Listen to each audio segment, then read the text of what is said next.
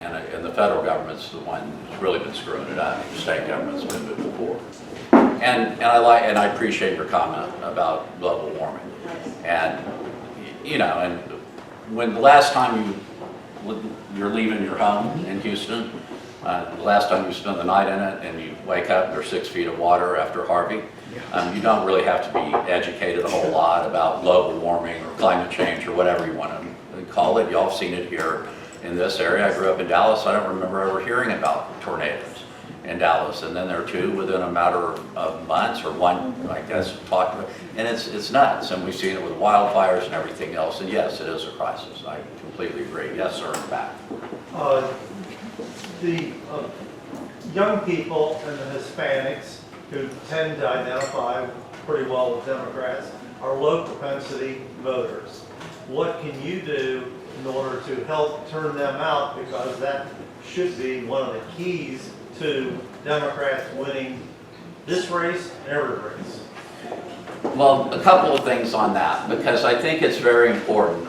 You really need to look at all of these different groups that make up the Democratic Party.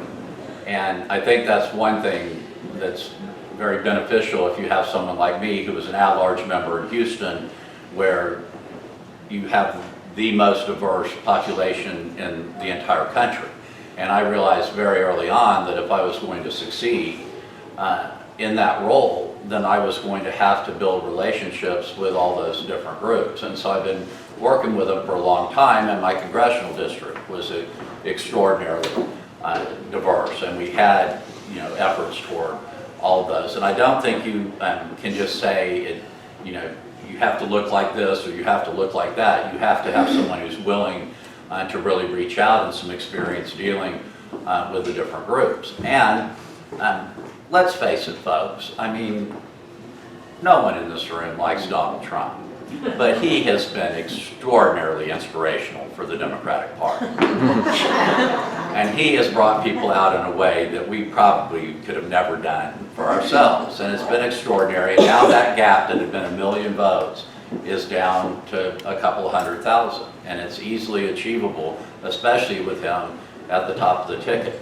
He did all that, or a lot of that, without being at the top of the ticket. And I know I'm just being facetious, but and it's not funny because people are scared. And we hear this all over the state as we travel around. There was a woman in Seguin who told us that after the shooting in El Paso, she's an older Hispanic woman, but there she was in Seguin, hundreds of miles away, and she wouldn't even come out of her house for a week. That's how fearful she was that this could be a wave across the state and she could be in danger. And so, there's this feeling of fear and helplessness that has plagued us. I think people feel like our souls are being eaten as we watch, and now's the time that we can do something about it. Obviously, Republican senators weren't going to grow a backbone, but we do have the backbone, and we have the will to change it. Yes, sir. Last question. The last Senate candidate, Beto O'Rourke, set the bar pretty high. Do you plan to visit all 254 counties in Texas, or do you have a different strategy than jumping on tables?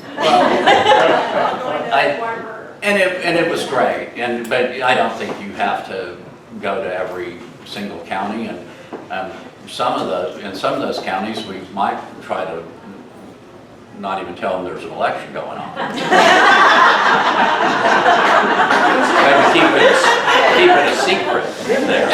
But no, we'll reach out to a lot, and we've gone in every corner. And I think one great thing about this primary, there was a lot of angst early on about there being a competitive Democratic primary, but that's what happens when your party's succeeding and growing and going in the right direction. I think it's great too, because in a lot of these rural areas that have been very red and not getting a lot of attention, now every Democratic voice matters, and a Democratic vote from Louisville counts the same as a Democratic vote from Dallas or Houston. So I think it's a positive.